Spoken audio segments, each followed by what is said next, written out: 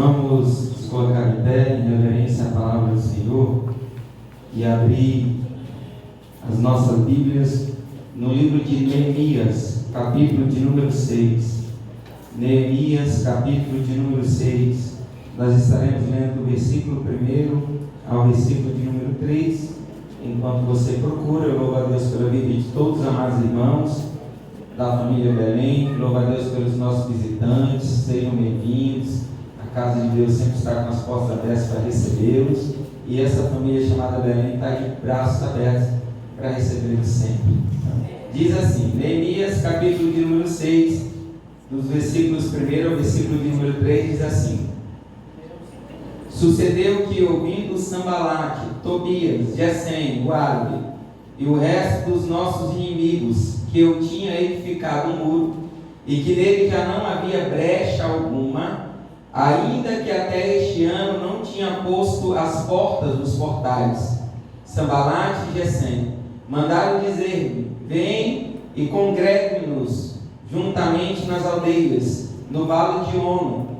Porém, intentavam fazer-me mal. E enviei-lhes mensageiros a dizer: faça uma grande obra, de modo que não poderei descer. Por que cessaria esta obra enquanto eu a deixasse e a fosse ter convosco? Até aqui, amém? Vamos orar. Maravilhoso Deus, eterno Pai, Senhor, te agradecemos por tudo até esse momento. Te agradecemos, Senhor Deus, pelos louvores que foram doados e direcionados ao Senhor. Mas esse momento é o momento da palavra, o momento do alimento, que nós possamos sair daqui, Senhor, saciados, que nós possamos sair daqui bem nutridos, Senhor. O Senhor não despede o teu povo de mãos vazias, que essa palavra venha do céu aos nossos corações e que possam estar preparados para receber essa semente, Senhor. Dê graça a cada um dos teus filhos, entendimento do céu, é o que nós te pedimos e por fé nós te agradecemos, em nome do Senhor Jesus, amém. Sente glorificando o nome do Senhor. Eu vou tentar ser breve, irmãos, para nós entendermos o que o Senhor colocou no meu coração para essa noite. O livro de Neemias, ele é um dos últimos livros do Antigo Testamento, e ele vai registrar uma história que é o processo do terceiro retorno a Jerusalém após o cativeiro.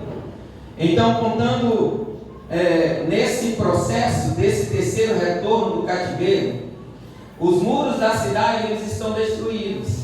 Então agora Neemias ele volta à cidade com esse propósito de reconstrução do muro, para que a fé das pessoas elas pudessem ser renovadas. A história de Neemias é a continuidade de uma história que inicia com o decreto do rei Ciro. Quando ele assina o decreto, o Ciro, rei da Pérsia, assina o decreto para que a nação de Israel pudesse voltar a Jerusalém.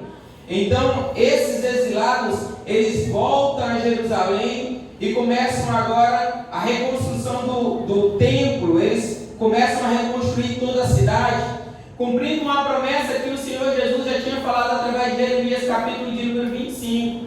Porque o povo que estava no cativeiro, estava cativo na Babilônia, o Senhor determinou um tempo. E após esse tempo, 70 anos, esse povo retornaria. E agora, o Senhor está cumprindo essa promessa. Aqueles que estavam cativos na Babilônia agora estão retornando a Jerusalém. O início dessa história não inicia com Neemias. O início dessa história começa com a liderança de Zorobabel. Zorobabel ele liderou o primeiro retorno dos cativos a Jerusalém. E nesse tempo ele faz a reconstrução do templo. Logo após Zorobabel, nós vamos ver que Esdras ele entra na história. No segundo retorno, a liderança agora está na responsabilidade de Esdras. E agora Esdras ele vai fazer uma reconstrução espiritual. Ele vai trazer a palavra novamente para que essa restauração espiritual pudesse chegar no meio dessa nação. E agora, queridos, quase 90 anos depois, 93 anos depois, quem entra na história é Neemias. E Neemias agora ele entra com um propósito: a reconstrução dos muros da cidade. É interessante eu entender isso, queridos. É importante eu entender esses três processos, esses três momentos, porque nas três lideranças de Zorobabel, Zorobabel, de Êxodo, de Neemias, sempre há um adversário. Sempre os inimigos se levantam para tirar eles do propósito, para tirar eles do objetivo. Sempre eles vão encontrar oposições. Na minha e na sua vida também não é diferente. Em alguns momentos parece que tudo está indo bem, tudo está indo a mil maravilhas, e de uma hora para outra o tempo muda, a tempestade aparece. De uma hora para outra as coisas não começam a ir bem. Todos que estão seguindo os passos do Senhor Jesus enfrentarão dificuldades. Alguns se levantarão, inimigos se levantarão. Só que entenda que o projeto do Senhor para a tua vida, o projeto do Senhor para a minha vida, ele é muito maior do que os inimigos que se levantam. Porque quando o inimigo se levanta para abater um daquele que está firmado em Cristo, ele se levanta já sabendo que vai cair. Porque em Mateus 16:18, o Senhor Jesus, ele disse: olha, tu és Pedro, e sobre essa pedra eu edificarei a minha igreja. É o Senhor que sustenta. Para aqueles que estão firmados em Cristo, é o Senhor que dá o alicerce. É o Senhor que é o guarda de Israel. E agora na história aqui, queridos, Neemias, que era copeiro do rei Artaxerxes, que estava na Babilônia, ele agora é copeiro do rei. E quando o seu irmão Anani vai visitá-lo, Anani passa o relatório de como está a cidade de Jerusalém. Ele passa a falar como está a situação daqueles que estão cativos lá. Então Neemias, ele entende que ele é um instrumento usado por Deus para esse momento. Ele entende que agora há uma missão, e essa missão está sobre os ombros dele. Então ele entende que ele precisa voltar. Ele entende que ele precisa ir a Jerusalém para que os muros pudessem ser reconstruídos, para que os muros pudessem ter sido erguidos. Ele, quando ouve a situação de como está a nação de Israel, ele cai em desespero, em choro, em tristeza. O seu coração é partido. Em Neemias capítulo 1, versículo de número 4, a palavra do Senhor diz assim: e sucedeu que, ouvindo eu estas palavras, Neemias está dizendo, assentei-me e chorei, e lamentei por alguns dias, e estive jejuando e orando perante os deuses dos céus. Então, após esse coração contrito, aquebrantado, após esse choro, Neemias, após ouvir a situação, Neemias entende que há uma necessidade a Jerusalém. A necessidade em Jerusalém é reconstruir os muros. E ele se levanta como o instrumento, ele se coloca como essa ferramenta na mão do Senhor para que esses muros pudessem ser levantados. Só que assim como aconteceu com Zorobabel, assim como aconteceu com Esdras, há alguns inimigos que se levantam. Nesse período de Neemias, Sambalate, Tobias, Gesem, eles se levantam contra essa obra, contra esse trabalho. Só que nós precisamos entender algo importante da atitude de Neemias. Neemias era um homem de ação. Neemias era um homem de ação. E a primeira ação de Neemias é orar pelo trabalho.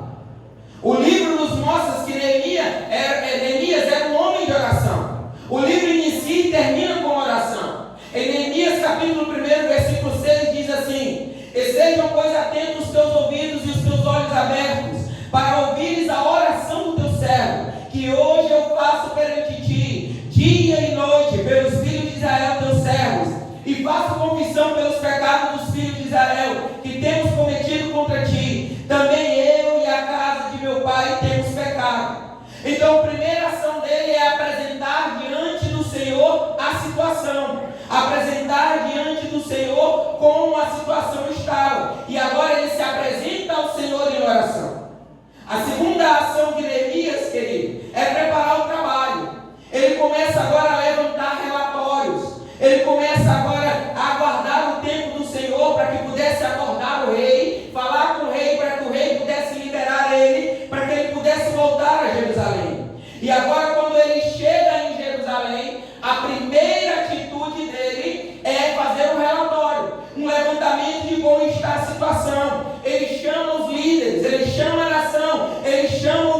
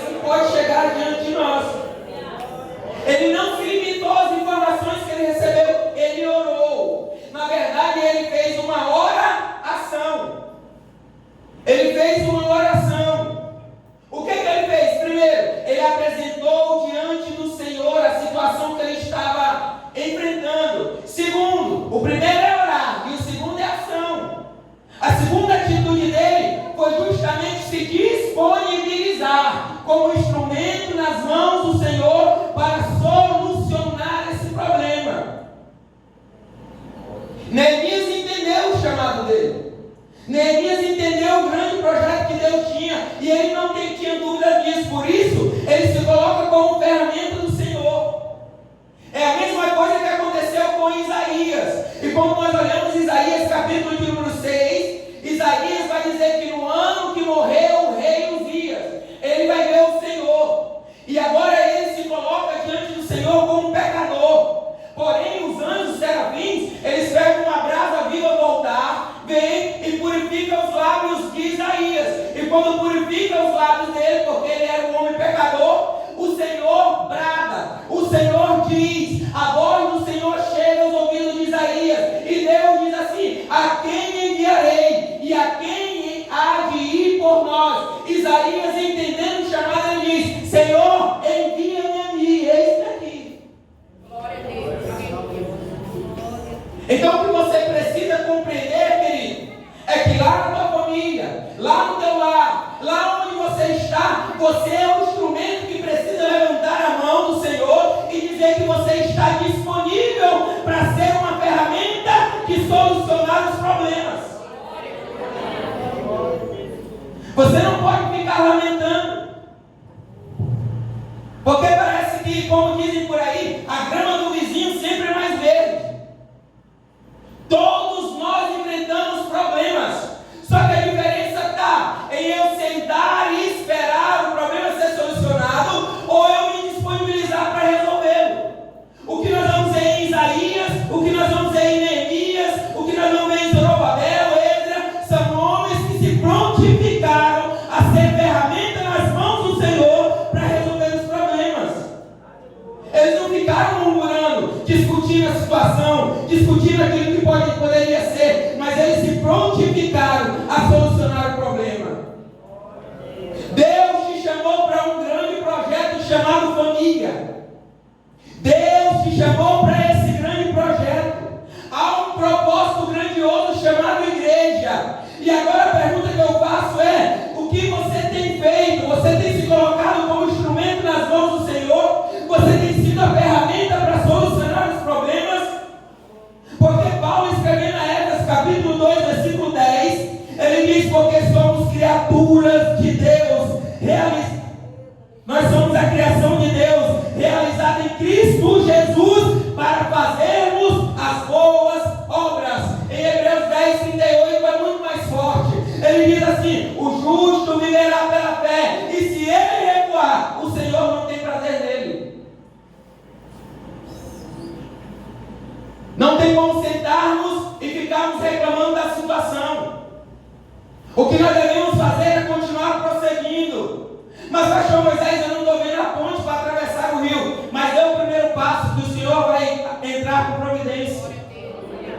Ah, pastor Moisés, mas o mar ainda não se abriu como Moisés. E Deus disse para Moisés: Moisés, manda o povo marchar. O mar ainda não se abriu, mas manda o povo marchar.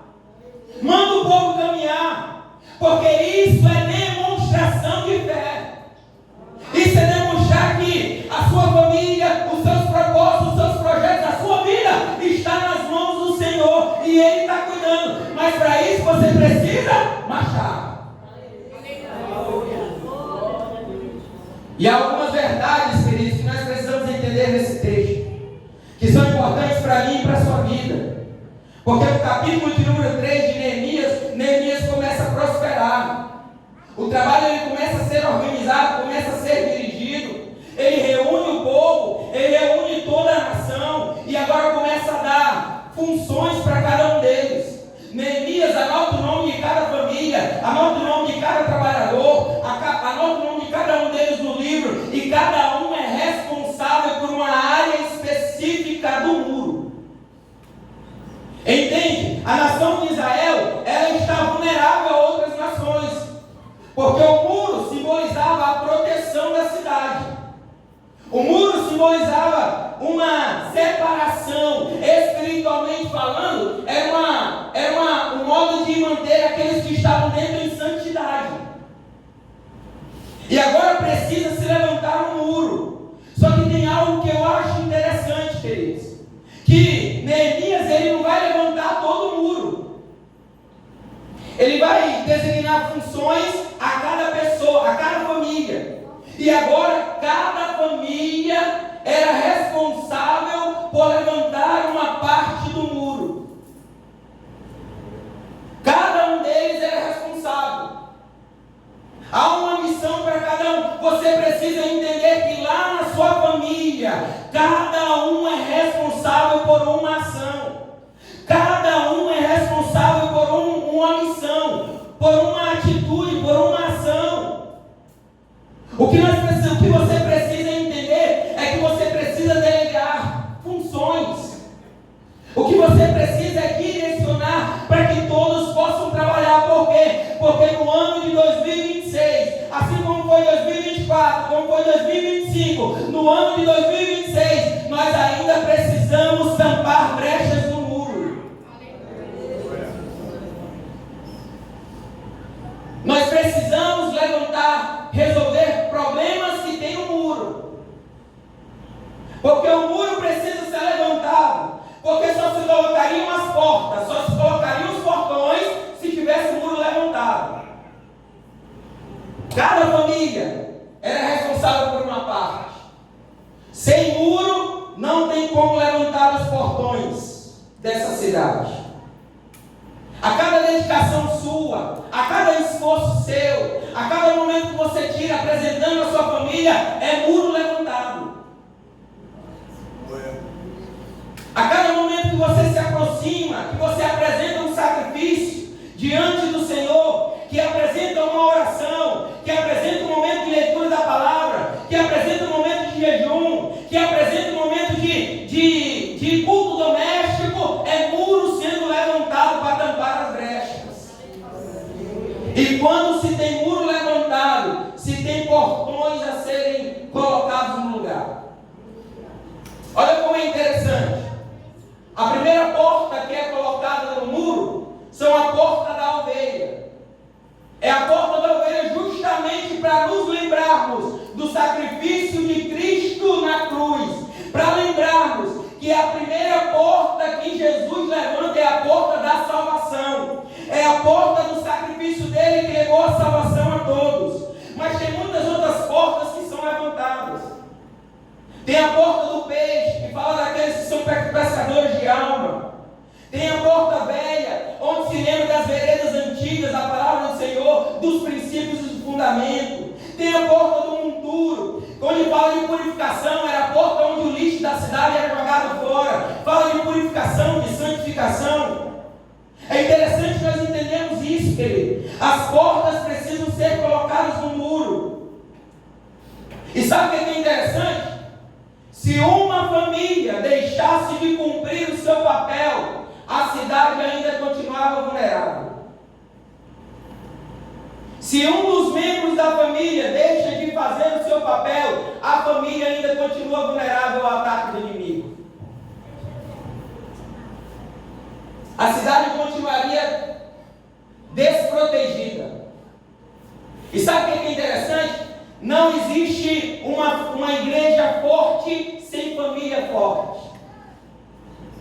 Porque a base da igreja, da congregação Belém, é a sua e a minha família. Quando nós temos famílias fortes, protegidas, nós temos uma igreja forte e protegida.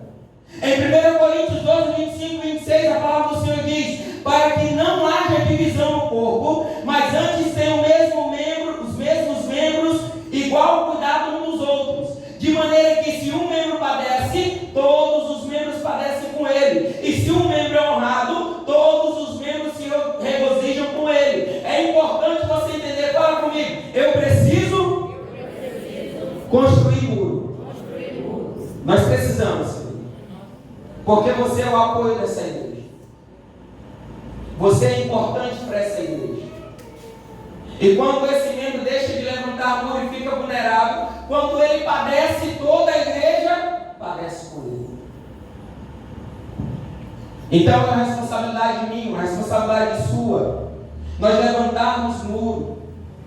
Nós precisamos cuidar uns dos outros, carregar as cargas uns dos outros.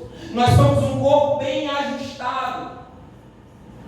Sabe o que significa um corpo bem ajustado? Que todos os sistemas desse corpo eles funcionam de forma integral, de forma organizada e coordenada.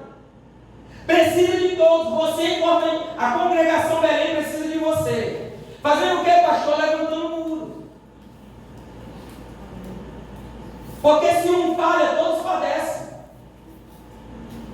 Esses dias o meu irmão veio para Alpenas e ficou aqui no mercadinho com meu pai. E ele foi olhar alguns produtos, estava ajudando a organizar lá, queridos, e tinha uns produtos que estavam já no prazo de validade. E aí ele retirou os produtos. O que isso significa? Significa que faltou gente para ir olhar lá. Alguém que era para fazer essa função faltou lá. Aí não tem como ser uma empresa bem ajustada, porque está faltando funcionário.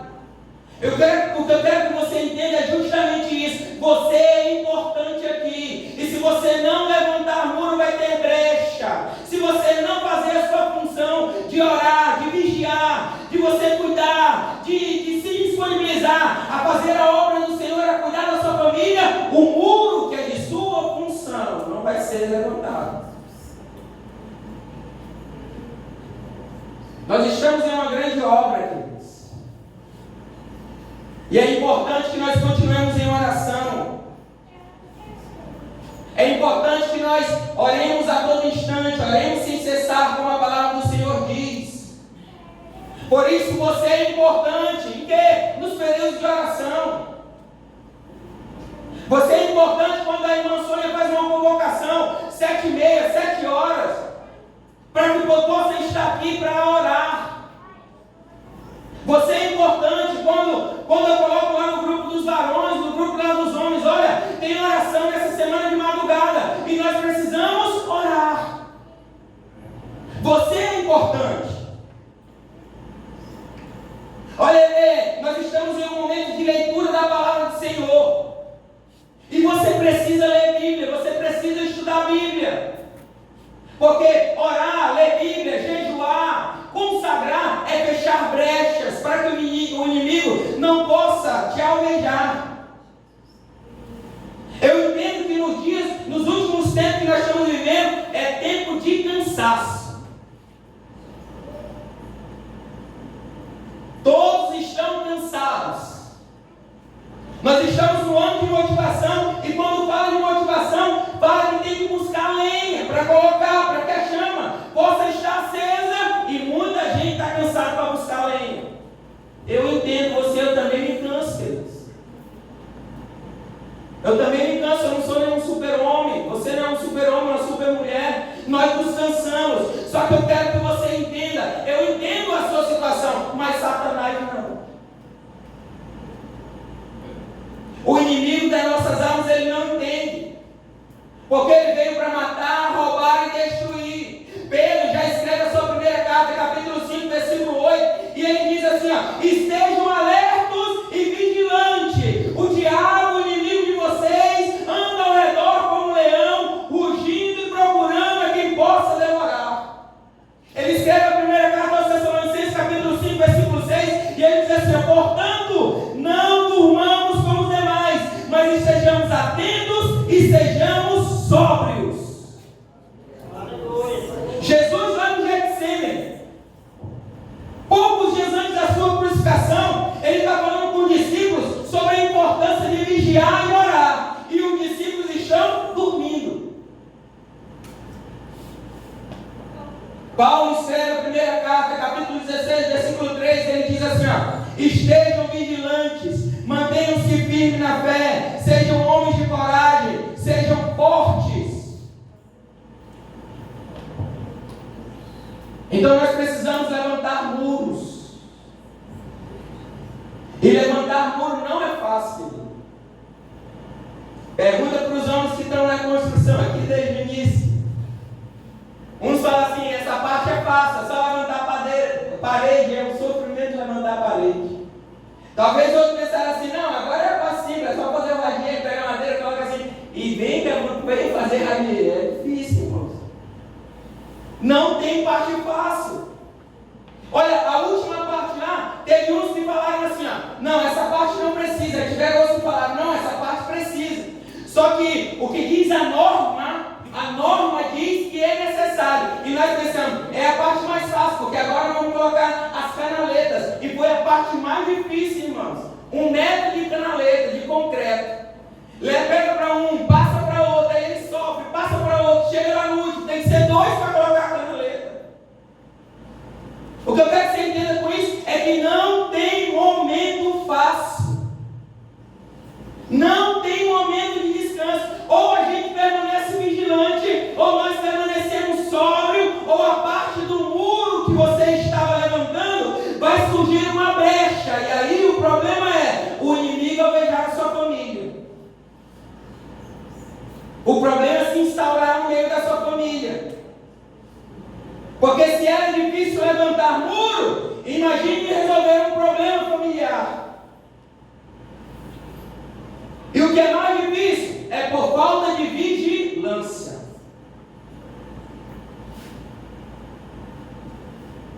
E nós precisamos estar vigilantes, querido. Há 2 razões que é necessário, fundamentais aí para nós construirmos um muro. Primeiro, ela é a proteção. Ou seja, para manter a sua família protegida dos ataques do inimigo, precisa levantar muro. Segundo, ela é necessária para a separação entre a santidade, o santo e o profano. Ela é necessária para que pudesse, quem está dentro do muro, se manter-se livre daqueles que estão fora, para não se corromperem também. Apesar de todas as perseguições, de todas as dificuldades que Neemias está enfrentando, Neemias vai dizer: olha, eu não posso parar. Neemias está no alto, levantando o muro, quase concluindo. Ele está dizendo: não, eu já fui longe demais para parar. Eu já me esforcei demais para agora, no último radier, eu não concluir. Eu vou concluir. O que eu quero que você entenda é que a tua família já andou demais, já foi longe demais, e você não pode desistir dela agora, no meio do caminho. Levanta muro.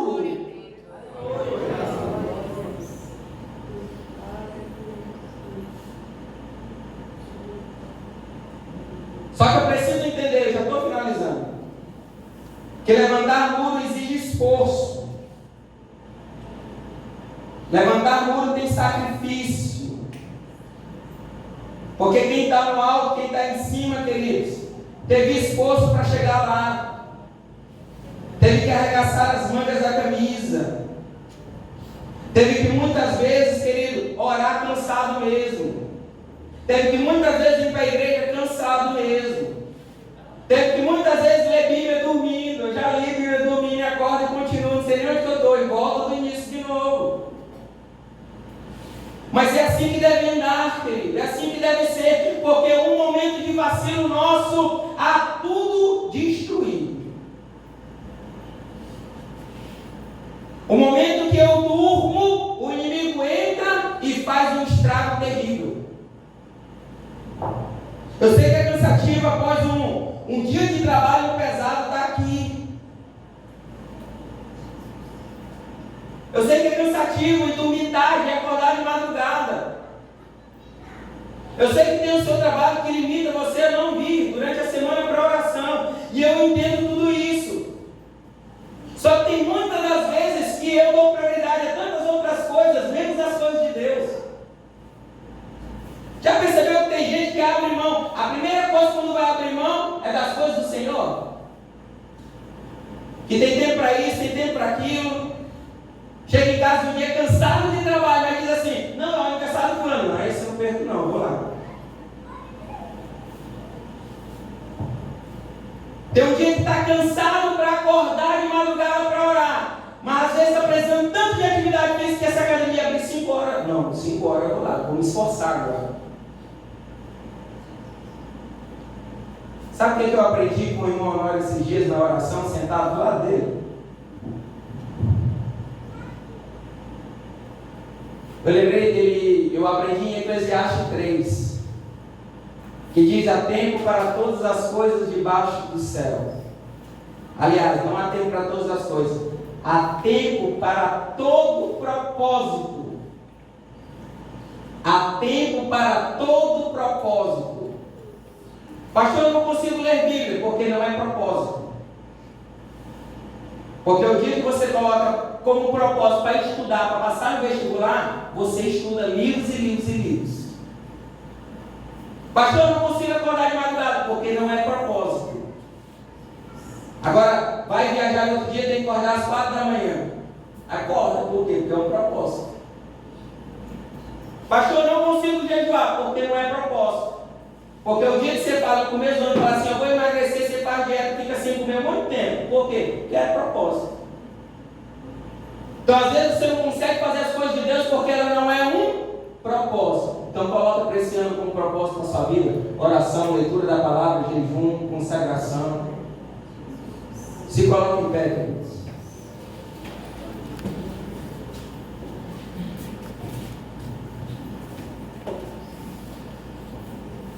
Essa semana nós estamos em oração lá na sede. É semana de consagração, é semana de preparação para a ceia do Senhor. Mas semana que vem, a oração vai ser aqui no templo. E eu conto com os homens, com os varões, às 5 horas da manhã, como diz o evangelista Honório, não é da madrugada, é da manhã, 5 horas da manhã. Estamos aqui, queridos, falando com aquele que pode resolver toda a situação. Porque muitas vezes nós deixamos de conversar com aquele que tem o poder para mandar e desmandar. E nós ficamos caminhando para um lugar, se direcionando para um lugar que não tem mais saída. E a gente só lembra de comunicar com ele quando não tem mais saída. Quando não tem mais rua para virar. Então que esse ano possamos, semana que vem tem oração. Que nós possamos colocar como um propósito orar de madrugada lá. Vir de madrugada orar. Pastor, não consigo, eu também não consegui, irmão. Lá é difícil nós dormirmos cedo lá em casa. E tem que acordar, e acorda. Às vezes dorme no sofá, não consegue nem chegar aqui, porque eu fiquei lá no sofá, antes de chegar aqui, dormindo. Não é fácil. Mas nós devemos nos posicionar, queridos. Quando Neemias diz, eu não posso descer, o que ele está falando é, eu estou tomando uma posição. Eu estou tomando uma atitude, eu estou demonstrando uma atitude. Você, como pai de família, você precisa tomar a atitude de ser o sacerdote do lar. Entenda isso, você é o sacerdote. Sabe qual é a função do sacerdote no Antigo Testamento? O sacerdote era o que era responsável de pegar a nação de Israel e colocar diante de Deus, e ele era responsável por pegar Deus e colocar diante da nação de Israel. Se o sacerdote falhava, a comunicação de Deus com a nação falhava. É uma responsabilidade, não é? Você tem que apresentar a sua família diante de Deus e apresentar a Deus para a sua família, e se não der certo, a culpa é sua.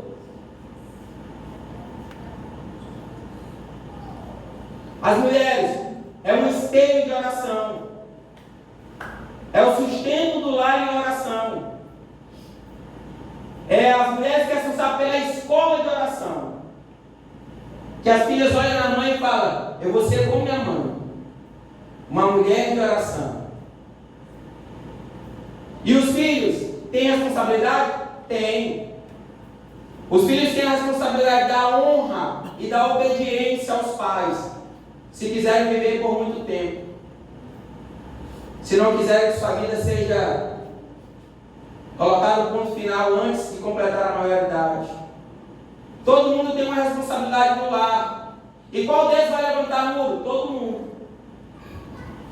O homem como sacerdote, a mulher como auxiliadora, como espelho de oração, e os filhos honrando e obedecendo os pais. Todo mundo levanta muro. E quando todo mundo levantar muro, não tem brechas para o inimigo acertar a sua família. Quantos querem proteger a sua família? Levanta a mão aí. Então fala comigo. Levanta muros. Eu quero orar por você.